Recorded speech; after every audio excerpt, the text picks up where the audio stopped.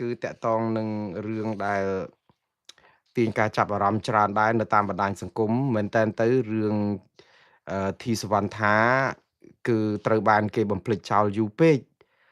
ខ្ញុំព្យាយាមរកព័ត៌មានតកតងនឹងការដែលខាត់ខ្លួនធីសវណ្ណថានិងប្តីរបស់គាត់គឺលោកផៃសវណ្ណរិទ្ធនោះគឺពិបាកណាស់ដូចទៅសុំភ្លើងយក្សអញ្ចឹងព្រោះអីព័ត៌មានដែលពេលការចាប់ខ្លួនគាត់យកទៅឃុំឃាំងហ្នឹងគឺបាត់ស្ងាត់ឈឹងគ្មានស្ថាប័នណាព័ត៌មានណាទៅចុះផ្សាយឬតាមដានឬក៏ឈឺក្បាលនឹងរឿងគាត់សោះដែលវាជារឿងមួយចម្លែកដែរព្រោះអីតកតងនឹងអ្នកដែលធ្លាប់មានស្វាមីភក្តិចំពោះគណៈបកប្រជាជនកម្ពុជាយ៉ាងប្តូរផ្ដាច់ដល់ទៅពេលគេប្រើអស់ចិត្តស្រាប់តែគេយកទៅដូចថាស្លឹកចេកឬក៏របស់ដែលกระដាស់ជូតមាត់អីអញ្ចឹងដែលគេយកទៅកវាត់ចោលក្នុងធុងសំរាមបំភ្លេចលែងគិតលែងនឹកងាអីទាំងអស់ហើយចំពោះខ្ញុំគិតថាអឺនាងធីសវណ្ណថាបើតែធ្លាប់ជាសកម្មជនដ៏ប្តូរផ្ដាច់របស់គណៈបក្សសង្គ្រោះជាតិហើយក្រោយមកក៏បានដូរបកទៅគ្រប់គ្រងគណៈបកប្រជាជនកម្ពុជាវិញក្រោយធ្វើទុកបុកម្នេញលោកកឹមសុខាជាមួយនឹងយុវជនមួយក្រុមទៀតដោយទាំងស្រីចម្រើនផងទៅតាមគ្រប់វេទិកាសាធារណៈកាលពីអំឡុងឆ្នាំ2016កាលហ្នឹងយើងដឹងហើយថាបើយើងនិយាយអំពីសាវតារបស់នាងធីសវណ្ណថាបន្តិចបងប្អូនប្រហែលជានៅចាំហើយកាលពីអំឡុងឆ្នាំដើមឆ្នាំ2013និយាយទៅធីសវណ្ណថាចូលគណៈបកសង្គ្រោះជាតិកាលពីអំឡុងឆ្នាំ2013នឹងឯងព្រោះកាលហ្នឹងគឺដំបូងយើងចាប់ផ្ដើមឃើញយុទ្ធនាការចេញឃោសនាផ្សព្វផ្សាយឬក៏បានគាត់ចូលរួមយ៉ាងសកម្មហើយលេចធ្លោជាងគេនៅក្នុងចំណោមសកម្មជនជាច្រើនរបស់គណៈបកសង្គ្រោះជាតិនៅពេលនោះហើយនៅពេលដែលធីសវណ្ណថាចូលបកសង្គ្រោះជាតិហ្នឹងគឺនៅខែមិថុនាឆ្នាំ2013គឺនៅពេលដែលគណៈបកនេះបានទើបតែបង្កើតថ្មីអឺមិនបានប្រមាណទេហើយឃើញមានការចាប់អារម្មណ៍មែនទែនដោយសារតែធីសវណ្ណថាគឺជាស្ត្រីវ័យក្មេងម្នាក់ដែលហ៊ាននិយាយការពិតហ៊ានរិះគន់លោកហ៊ុនសែនឥតសំចៃមាត់ហ៊ានរិះគន់អំពីអំពើអយុត្តិធម៌សង្គមហ៊ានរិះគន់អំពី7មករានិយាយទៅគឺគាត់ហ៊ានរិះគន់សពបែបយ៉ាងដែលធ្វើឲ្យប្រជាប្រិយរបស់គាត់នៅតាមបណ្ដាញសង្គម Facebook ហ្នឹងគឺកើនឡើងក្រឹតជាលំដាប់ហើយការកើនឡើងប្រជាប្រិយនេះគឺដោយសារតែទី1គឺគាត់ហ៊ាននិយាយទី2គឺដោយសារតែមានប្រជាពលរដ្ឋខ្មែរច្រើនណាស់ត្រូវការយុវតីត្រូវការអ្នកដែលហ៊ាននិយាយការពិតដែលមិនខ្លាចការបង្ក្រាបឬការធ្វើទុកបុកម្នេញនៅក្នុង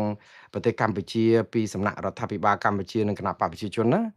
ហើយដល់ពេលអញ្ចឹងប្រជាប្រិយរបស់គាត់ហ្នឹងគឺប្រជាពលរដ្ឋដែលពងតែបាក់ទឹកចិត្តអស់សង្ឃឹមក៏ឃើញយុវតីឆ្នើមបែបនេះក៏នាំគ្នាគ្រប់គ្រងទីសវណ្ណថានឹងចែក share like share view like share view រហូតតតែ Facebook របស់គាត់ឡើងផ្ទុះ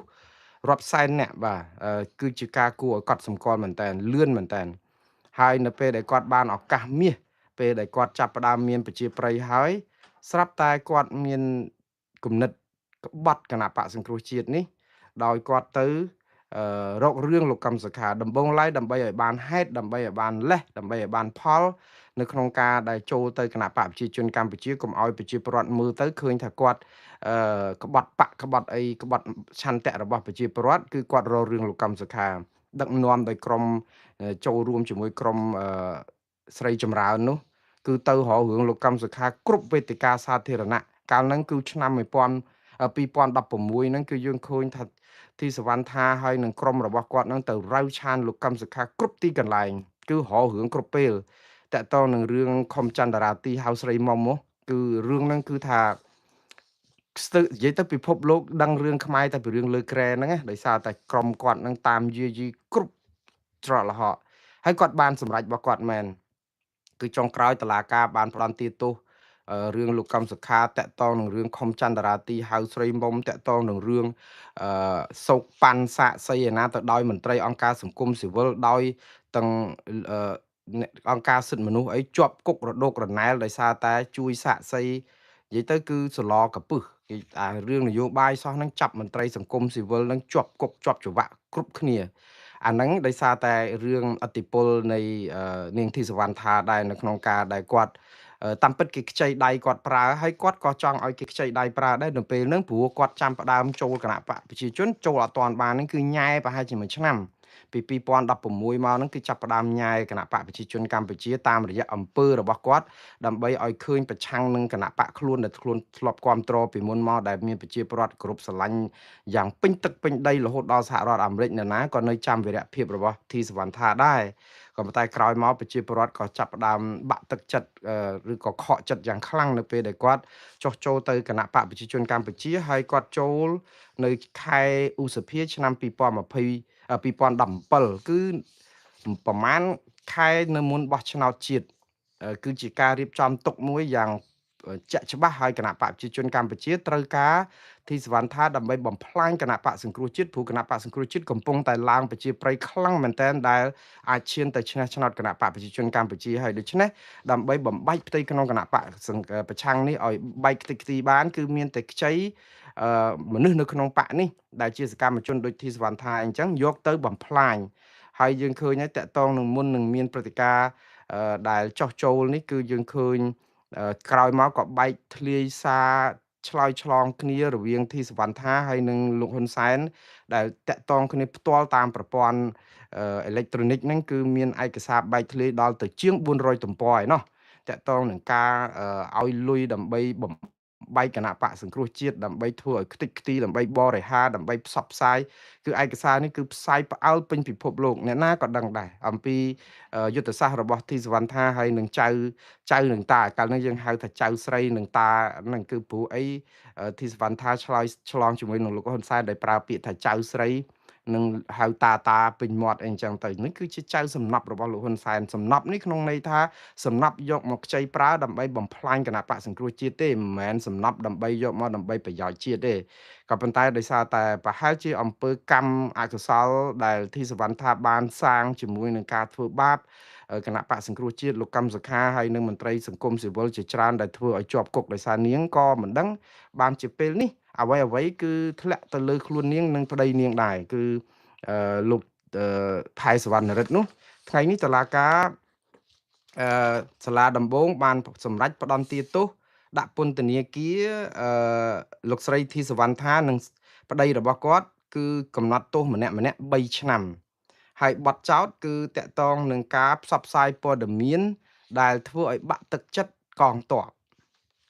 អញ្ចឹងអ្វីដែលការដែលគេចាប់គាត់ដាក់គុកហ្នឹងគឺដោយសារតែរឿងគាត់ផ្សាយព័ត៌មានថាធ្វើឲ្យប៉ះពាល់ដល់ទឹកចិត្តកងទ័ពតើព័ត៌មានអីដែលគាត់ផ្សាយប៉ះពាល់ដល់ទឹកចិត្តកងទ័ពចំពោះខ្ញុំជាអ្នកផ្សាយព័ត៌មានមួយរូបខ្ញុំគិតថាព័ត៌មានដែលធីសវណ្ណថាគាត់ផ្សាយនៅលើបណ្ដាញសង្គម Facebook ដែលឃើញបងប្អូនចែកទៅ share ពេញទឹកពេញដីហ្នឹងភាគច្រើនគឺគាត់ផ្សាយអំពីព្រឹត្តិការណ៍ជាក់ស្ដែងដែលកើតឡើងជាប្រចាំហើយមែនតានទៅអ្វីដែលគាត់ផ្សាយមើលទៅភាគច្រើនគាត់ផ្សាយអត់ខុសពីខាងគណៈបកប្រឆាំងហ្មងដែរនៃនេះក្នុងន័យថានិយាយអំពីការពិតក៏ប៉ុន្តែវាពាក្យពិតវារែងស្លែងឧទាហរណ៍ទៅហ៊ានខ្វះខាតមុខក្រោយបញ្ហាជំនួយមិនដល់កងទ័ពទេយកទៅដល់តែត្រឹមឃ្លាំងស្តុកទុកហើយអត់ដល់ដៃអត់ដល់អីទៅវាមានបញ្ហាច្រើនយ៉ាងនិយាយទៅគឺជាព័ត៌មានពិតដែលរដ្ឋាភិបាលឬក៏អ្នកធំនៅកងទ័ពអត់ចង់លឺទេប៉ុន្តែបើតែហ៊ាននៅជួរមុខមកជាកងទ័ពដែលអត់ទទួលបានអាផលដែលរងតាមអំពើពុករលួយអីហ្នឹងគឺគាត់ពេញចិត្តឲ្យផ្សាយអញ្ចឹងដើម្បីឲ្យបានគេយកចិត្តទុកដាក់ដល់គាត់ក៏ប៉ុន្តែព័ត៌មានទាំងនេះនៅពេលដែលប្រទេសជាតិកំពុងតែឆ្លោះគ្នាជាមួយថៃត្រូវបានរដ្ឋាភិបាលកម្ពុជានិយាយទៅគឺគណៈបកប្រជាជនកម្ពុជានិងលោកហ៊ុនសែនតែម្ដងគឺមិនពេញចិត្តតតែសោះដោយសារថាផ្សាយបែបនេះគឺធ្វើឲ្យប៉ះពាល់ដល់ទឹកចិត្តរបស់កងទ័ពហើយម្យ៉ាងទៀតវាដល់ពេលល្មមដែលស្លឹកចេកឬក៏กระดาษជូតមាត់នេះคล้ายទៅជាសម្រាមទៅហើយផងព្រោះគាត់ប្រើទីសវណ្ណថាដើម្បីបំផ្លាញសង្គ្រោះជាតិនេះបានសម្រេចតកតងនឹងការដែលឲ្យធ្វើមិនហែកគណៈបកសង្គ្រោះជាតិឲ្យបែកជាចម្រៀកជាចំណែកអញ្ចឹងឲ្យក្រុមកម្មសខាឆ្លោះគ្នាជាមួយក្រុមលោកសំរងស៊ីអីអញ្ចឹងទៅគឺគាត់បានសម្រេចដែលធ្វើឲ្យគណៈបកប្រជាជនកម្ពុជាហ្នឹងមានលេសមានហេតុផលមានអីពេលដែលគណៈបកនេះបែកខ្ញែកអញ្ចឹងទៅគឺរំលាយគេចោលនៅក្នុងឆ្នាំ2017ខែវិច្ឆិកាហ្នឹងផងហើយក្រោយមកក៏ទៅបោះឆ្នោតឈ្នះ ភ្លុកទឹកភ្លុកដីដោយសារអត់មានគូប្រជែងហ្នឹងនៅឆ្នាំ2018អីហ្នឹងគណៈបកប្រជាជនកម្ពុជាយកតំណែងម្នាក់ឯងទៅហើយដល់ពេលលោកហ៊ុនសែនក៏គាត់ចាប់ផ្ដើមរៀបចំត្រួសត្រាយផ្លូវឲ្យជឿច្បាស់ហើយថាអស់ហើយគណៈបកសង្គ្រោះជាតិបានទីសវណ្ណថាជួយបំផ្លាញមាត់អស់ដែរក៏ចឹងក៏ចាប់ផ្ដើមលើកឲ្យលោកហ៊ុនម៉ាណែតឡើងជានាយករដ្ឋមន្ត្រីបោះឆ្នោតអាណត្តិឆ្នាំ2023ហ្នឹងក៏លោកហ៊ុនម៉ាណែតក៏ចាប់ផ្ដើមឈ្នះឆ្នោតឈ្នះអីទៀតទៅគឺគាត់ដូចថាវាគ្រប់គ្រាន់ហើយกระดาษជូតមាត់ហ្នឹងគឺអាចបោះចោលបានហើយសំតែធីសវណ្ណថាគាត់ស្មានថាគាត់នៅបពប្រឆាំងណាធីសវណ្ណថាគាត់ផ្សាយព័ត៌មានហ្នឹងតាមពិតវាអត់ខុសអីទេព័ត៌មានដែលធីសវណ្ណថាផ្សាយហ្នឹងគឺជាព័ត៌មានពិតដែលអ្នកណាក៏ចង់ឮអ្នកណាក៏ចង់ផ្សាយដែរក៏ប៉ុន្តែគាត់ភ្លេចខ្លួនធីសវណ្ណថាអត់ខុសអីពីលោកលីសាមេតនិងឌួងតារាឬក៏អ្នកដតីទៀតដែលជាលលោកដែលគណៈបកប្រជាជនកម្ពុជាតាក់ទៅបានទេព្រោះគាត់ស្មានថាគាត់នៅកំពុងតែនៅក្នុងគណៈបកប្រឆាំងដដែលអាចនិយាយអីបានព្រោះអីចូលទៅគណៈបកប្រជាជនព្រោះនឹកឃើញតែស្អំចិត្តគេជួយបំផ្លាញគណៈបកប្រឆាំងបានហើយអញ្ចឹងអាចនឹងមានទឹកមាត់ប្រៃហើយមិនអញ្ចឹងនិយាយអីក៏បានដែរព្រោះអីការពិតមានរឿងអីពិបាកនិយាយព្រោះការពិតសោះក៏ប៉ុន្តែធីសវណ្ណថាខ្លួនឯងគាត់ភ្លេចគិតថាអាការពិតហ្នឹងវាជាពាក្យពិតរែងស្លែងតាកាលនៅគណៈបកប្រឆាំងនិយាយទៅគេក៏រករឿងដែរគាត់ថាគេរករឿងវាមិនទាន់ដល់ដំណាក់កាលដែលគេចាប់បានគេទុកប្រើសិនទៅបើគេមើលឃើញថាអូធីសវណ្ណថាគាត់ស្រែកអញ្ចឹងមានប្រជាប្រិយដល់ដំណាក់កាលណាមួយតម្លៃខ្លួនគាត់ឡើងទុកអត់ទាន់ចាត់ការគាត់ចាំទិញយកមកប្រើដើម្បីបំផ្លាញគណៈបកសង្គ្រោះជាតិអញ្ចឹងគេទុកឲ្យគាត់ស្រែកចឹងបានស្រែកចិត្តចឹងដល់ពេលដំណាក់កាលមួយត្រូវនឹងបញ្ហាចិត្តដែលគាត់ចង់ដូរផ្លាស់ផងហើយចឹងទៅគេក៏ទិញបានទៅគឺយកមកប្រើបន្លាជួបបន្លាគឺយកស្លឹកត្នោតខ្ចប់ស្ករត្នោត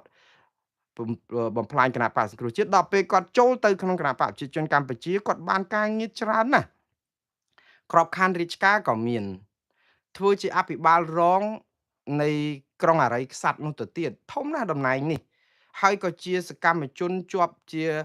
អ្នកដែលជាប់នៅក្នុងជួរបកគណៈបកប្រជាជនកម្ពុជាហ្នឹងគឺថានិយាយទៅគឺចូលទៅគឺគេឲ្យមកប្រអប់ហ្មងគឺឲ្យមកកំ pl េមកកញ្ចប់ហ្មងឲ្យលើកដំកើងធំណាស់មុខមាត់ហ្នឹងតាមពិតការងារជាអភិបាលរងក្រុងអរិយខ្សាត់ហ្នឹងគាត់ទើបតែបានឆ្នាំ2023ហើយបានន័យថាគេនៅតែមិនចង់បោះគាត់ចោលទេព្រោះកុំឲ្យថាយកលលកមកគឺបំភ្លេចគេចោលអញ្ចឹងវាធ្វើឲ្យពិបាកតាក់លលកផ្សេងទៀតក៏ប៉ុន្តែដោយសារតែចរិតរបស់គាត់មួយតាមពិតមិនខុសឆ្គងទេចរិតរបស់គាត់ចូលចិត្តនិយាយរឿងអយុត្តិធម៌សង្គមហើយនិយាយការពិតដែរតាមពិតបើគាត់កុំចូលគណៈបកប្រជាជនកម្ពុជាក៏គាត់ជាប់គុកដែរគេចាប់គាត់ដាក់គុកដោយសារតែគាត់ហ៊ានផ្សព្វផ្សាយព័ត៌មានពិតហ្នឹងតែដោយចូលគណៈបកប្រជាជនគេទុកពេលឲ្យគាត់យូរហើយគឺគេទុករហូតឃើញទេបងប្អូនឃើញគេទុកដើម្បីស្អំទី1ឲ្យលោកគណៈបកសង្គ្រោះជាតិលលាយអស់ទៅដើម្បីគាត់ជួយបំផ្លាញទី2គឺនៅពេលដែលរៀបចំបោះឆ្នោតបានលោកហ៊ុនសែនជាប់ទៅយកមកប្រើមួយរយៈដល់ពេលឥឡូវលោកហ៊ុនម៉ាណែតជាប់ទៀតហើយអស់មានតម្លៃអីសម្រាប់ឲ្យគណៈបកប្រជាជនទុកគាត់បើគាត់នៅតែហ៊ានផ្សាយព័ត៌មានអំពីអយុត្តិធម៌សង្គមតថភាពជាក់ស្ដែងនៅក្នុងសង្គមវាជាគ្រោះថ្នាក់បំផុតសម្រាប់គណៈបកប្រជាជនទៅវិញទេប្រើគាត់បានប្រយោជន៍ក៏ប៉ុន្តែព័ត៌មានពិតដែលគាត់ផ្សាយនេះគឺវាជាកំបិតចិត្តដងឯងបានន័យថាជាការដែលវាយប្រហារដល់គណៈបកប្រជាជនដែលដឹកនាំប្រទេសគ្មានសមត្ថភាពធ្វើឲ្យកងទ័ពខ្វះខាតមានបញ្ហាឥឡូវគណៈបកប្រជាជនកម្ពុជាត្រូវថ្លឹងទុកគាត់ឬក៏មិនទុកគាត់ហើយមានអីត្រូវទុកគាត់ទៀតបើប្រើដូចកណាត់ជូតមាត់กระดาษជូតមាត់អីហ្នឹងវាអស់ពេលហើយណាមួយធីសវណ្ណថាគាត់ដូចថាដូចថាទុកចិត្តខ្លួនឯងថានៅចិត្តសម្ដេចពុកពេកណាចៅសំណប់ជួយច្រើនណាបំផ្លាញគណៈបកសង្គ្រោះជាតិបានសម្រេចនេះគឺជាជោគជ័យមួយដ៏មហាសាលហើយគ្មាននរណាអាចនឹងមានឥទ្ធិពលធ្វើបានដូចធីសវណ្ណថាទេដូច្នេះគាត់ជឿទុកចិត្តខ្លាំងថាទោះនៅក្នុងតម្លៃណាក៏គេមិនហ៊ានធ្វើអីគាត់ដែរព្រោះគាត់មានខ្នងក្រាស់ក៏ប៉ុន្តែដល់ពេលដំណាក់កាលមួយគឺដូចខ្ញុំនិយាយចឹងกระดาษនៅពេលដែលជូតមាត់គឺដល់ពេលតម្លាក់ចោលធុងសម្រាមគឺគេប្រលេះយើងចោលហើយព្រោះអីមនុស្សដែលលោតចូលពីបកមួយទៅបកមួយនេះគឺគេចាត់ទុកថាជាបញ្ញាក្អែកទេហើយមិនស្មោះទេអត់ស្មោះម្ចាស់ទេទៅខាងណាគឺទៅអែបអបឡែបឡប់បានមួយរយៈពេលខ្លីហើយបើយើងធ្លាប់ក្បត់បាក់ខ្លួនឯងទៅហើយតើយើងមកធ្លាប់មកស្រឡាញ់គណៈបកប្រជាជនប៉ុណ្ណាទៅព្រោះគណៈបកប្រជាជននេះមានអីល្អក្រៅពីបានបនស័កលៀបសការៈហ្នឹងតែប៉ុណ្្នឹងឯងអញ្ចឹងអ្នកដែលជាលលកហ្នឹងក៏ដឹងខ្លួនដែរ ថ្ងៃគ្រាន់តែថាមិនទាន់ដល់វេនដូចលោកបណ្ឌិតកែមលីនិយាយចឹងថាវាមិនទាន់ដល់វេនអាចទិញពេលវេលាបាន3ឆ្នាំ4ឆ្នាំ5ឆ្នាំហើយបើសិនជាស្ថានភាពនឹងនៅតែអញ្ចឹងគឺថ្ងៃណាមួយលលោកទាំងអស់នោះនឹងជាប់គុកដូចតែធីសវណ្ណថាដូចតែដួងតារាដូចតែលោកលីសាមេតដូចតែអ្នកដតីទៀតដែលជាប់គុកអញ្ចឹងដែរវាអត់មានអីប្លែកទេហើយនេះគឺជាមេរៀនដែរមេរៀនសម្រាប់លលោកទាំងអស់ដែលយើងត្រូវគិតថាបាយ3ពេលទី1គឺយើងសម្លាប់ជីវិតនយោបាយរបស់យើងទី2យើងធ្វើឲ្យប្រជាពលរដ្ឋទូទាំងប្រទេសកម្ពុជានិងនៅក្រៅប្រទេសផងខកចិត្តដោយសារយើងដូច្នេះអាគេដំណើរដល់អាស្រូវដល់អាសោចរបស់យើងនេះគឺយើងរស់នៅក្នុងមួយជីវិតដើម្បីបន្សល់គេអាស្រូវសម្រាប់កូនចៅយើងជំនាន់ក្រោយពេលដែលយើងស្លាប់ទៅហ្នឹងកូនចៅយើងនៅចាឈ្មោះយើងថាជាជនក្បត់បកជាជនឱកាសនិយមជាជនដែលបំផ្លាញសេចក្តីសង្ឃឹមរបស់ប្រជាពលរដ្ឋបើសិនជាយើងឈប់ពីគណៈបកប្រឆាំងឧទាហរណ៍ពីដើមឡើយទៅធ្វើស្រែចម្ការទៅសមាជីវោធ្វើស្អីទៅក៏មិនថៃដែរមិនស្លាប់ទេមកគ្រាន់តែបាយ3ពេលមិនស្លាប់ទេបងប្អូនក៏ប៉ុន្តែមនុស្សខ្លះរើសវិធីបែបនេះគឺសម្ភារៈនិយមបញ្ហាបុណ្យស័ក្តិលៀបសការៈហើយទំនាស់បុគ្គលឆ្លោះគ្នាដោយសារតែរឿងស្អីហ្នឹងគឺចិត្តទៅចឹងទៅដូច្នេះយើងក្បត់អត់យកប្រជាពលរដ្ឋទាំង17លានអ្នកជាងយកមកគិតអំពីស្រុកទេសយើងនាំគ្នាបំផ្លាញដូចទីសវណ្ណថាខ្ញុំសោកស្ដាយគាត់ណាព្រោះមនុស្សដែលមើលឃើញអំពីបញ្ហាស្រុកខ្មែរតាំងពីដើមទីមកវាអត់អាចអីស្រាប់តែធ្វើឲ្យសង្គ្រោះជាតិអឺពីចុងខែឧសភាឆ្នាំ2013រឿងគណៈបកប្រជាជនកម្ពុជាឃើញចំណុចខ្វះខាតអសកម្មរហូតដល់ប្រជាពលរដ្ឋខ្មែរទូទាំងប្រទេសនិងនៅសហរដ្ឋអាមេរិកផងគាំទ្រនាងគ្រប់គ្នាហេតុអីបានជាគេមិនគាត់ហេតុអីបានជាគេគាំទ្រដោយសារគាត់និយាយត្រូវហេតុអីបានជា3ឆ្នាំក្រោយមកអ្វីដែលគាត់និយាយហ្នឹងវាទៅជារឿងលេងសើចរឿងប្រឌិតរឿងអីទៅគាត់ទៅចូលគណៈបកប្រជាជនស្រាប់តែគណៈបកប្រជាជនល្អដូចផ្កាដែលគាត់បានតំណែងនេះតំណែងនោះអីអញ្ចឹងវាជាការដែលឱកាសនិយមក្បត់ឆន្ទៈក្បត់ឧត្តមគតិក្បត់មនសិការខ្លួនឯងដែលធ្វើឲ្យប្រជាពលរដ្ឋចាជាប្រវត្តិសាស្ត្រហើយនៅចងចាំពួកគាត់នៅអស់មួយជីវិតនៅក្នុងក្រាំងគម្ពីរនៃប្រវត្តិសាស្ត្រខ្មែរថាជាជនក្បត់មនសិការខ្មែរខ្ញុំសោកស្ដាយមែនតើដែលអាណិតពួកគាត់ដែរអាណិតត្រង់ថាមិនដឹងថាកតាជីវភាពកតាស្អីខ្លះសម្ពាធអីគេខ្លះនៅក្នុងគ្រួសារគាត់យើងអត់ដឹងក៏ប៉ុន្តែខ្ញុំនៅតែលើកទឹកចិត្តឲ្យបងប្អូនទាំងអស់គ្នាត្រូវយល់ថាធីសវណ្ណថាសប្ងៃនេះនឹងប្តីរបស់គាត់គឺលោកផែសវណ្ណរិទ្ធគឺជាជនរងគ្រោះនៃអំពើអយុត្តិធម៌សង្គមទេបងប្អូនព្រោះគ្មានអ្នកណាផ្សាយព័ត៌មានពិតត្រូវជាប់គុកទេការផ្សាយព័ត៌មានពិតមិនមែនជាកម្មវត្ថុនៃការជាប់គុកទេផ្ទុយទៅវិញគឺជាការដែលមិនព្រមដោះស្រាយអាបញ្ហានៃការផ្សាយព័ត៌មានហ្នឹងទេដែលយើងជាបញ្ហារបស់សង្គមអញ្ចឹងនៅស្រុកខ្មែរគឺគេប្រើវប្បធម៌មួយគឺអង្គុយបក់ផ្សែងគឺគេអត់រួចភ្លើងទេអញ្ចឹងឥឡូវនេះគេចាប់ផ្ដើមបិទអ្នកដែលផ្សព្វផ្សាយបិទអ្នកអីអញ្ចឹងទៅជាគេហៅអាកមន់គម្រាមសัตว์ស្វាអញ្ចឹងធ្វើឲ្យអ្នកកសែត MMO ឬក៏អ្នកផ្សព្វផ្សាយសូម្បីតែសកម្មជនឬលលករបស់គណៈបកប្រជាជនដទៃទៀតដែលទិញមកបានពីគណៈបកសង្គ្រោះជាតិឬគណៈបកប្រឆាំងហ្នឹងគឺត្រៀមខ្លួនអ្នកឯងចាំតែថ្ងៃឯងអញ្ចឹងគាត់រស់នៅសប្ងៃជាមួយគណៈបកប្រជាជនដូចទឹកលើស្លឹកឈូកអញ្ចឹងណាបងប្អូនកលេសកឡក់ហើយអត់មានព្រលឹងក្នុងខ្លួនទេមួយថ្ងៃណាក៏អង្គុយគិតថាតើត្រូវសរសើរអីពីគណៈបកកណ្ដាលអំណាចប៉ុន្តែអាការសរសើរហ្នឹងវាក្បត់ឧត្តមគតិមនសិការរបស់ខ្លួនប៉ុន្តែបើហ៊ានតែងាកតែបន្តិចគឺធ្លាក់ក្តុកហ្មងទឹកហ្នឹងគឺកពុបដល់ដីហ្មងហើយគាត់សុកចិត្តជ្រើសរើសអញ្ចឹងណាអ្នកខ្លះមានហាងដូណាត់មានការងារមានអីធ្វើនៅស្រុកអាមេរិកនេះគឺសុកចិត្តទៅលុតស្បែកជើងក្រាបលិតស្បែកជើងគេនៅស្រុកខ្មែរហ្នឹងគឺដើម្បីយកលៀបសការៈយកបុណ្យស័ក្តិហើយនឹងដើម្បីដោះស្រាយចំនួនកំហឹងបុគ្គលជាមួយក្រុមណាបពពួកណាតែចោលខ្មែរយើងទាំង18លានអ្នកដែលអះអាងថាគាត់ចោះចូលទៅគណៈបកប្រជាជនដើម្បីជួយសង្គ្រោះរដ្ឋាភិបាលកម្ពុជាដែលកប៉ាល់លិចធ្លុះធ្លាយដែលពីដើមឡើយហ្នឹងគាត់ហ្នឹងក៏คล้ายទៅជាជនដែលរត់ចេញពីគណៈបកប្រជាជនកម្ពុជាគេតាមធ្វើទុកបុកម្នេញមកដល់សហរដ្ឋអាមេរិកសុំសិទ្ធិច្រកកោននយោបាយអីអញ្ចឹងទៅហើយដល់ពេលហើយទៅកុហក USCIS ទៀតទៅកុហកសហរដ្ឋអាមេរិកទៀតថាខ្លួនមិនអាចទៅប្រទេសកម្ពុជាវិញបានទេដោយសារតែមានការធ្វើទុកបុកម្នេញស្រាប់ដល់ឥឡូវចូលទៅប្រទេសកម្ពុជាហើយសរសើរអំពីរដ្ឋាភិបាលដែលធ្វើទុកបុកម្នេញរបស់ខ្លួនហើយក៏ហក់រដ្ឋាភិបាលសហរដ្ឋអាមេរិកតាក់ទងនឹងការបានសញ្ជាតិអាមេរិក នេះណាគឺជាអំពើក្បត់មួយដ៏បើសិនជាអង្គសហរដ្ឋអាមេរិក USCIS គេរកឃើញថាយើងកុហកឯកសារហ្នឹងគឺ24ម៉ោងគេដកសញ្ជាតិយើងហើយគឺគេបញ្ជូនយើងឬក៏គេ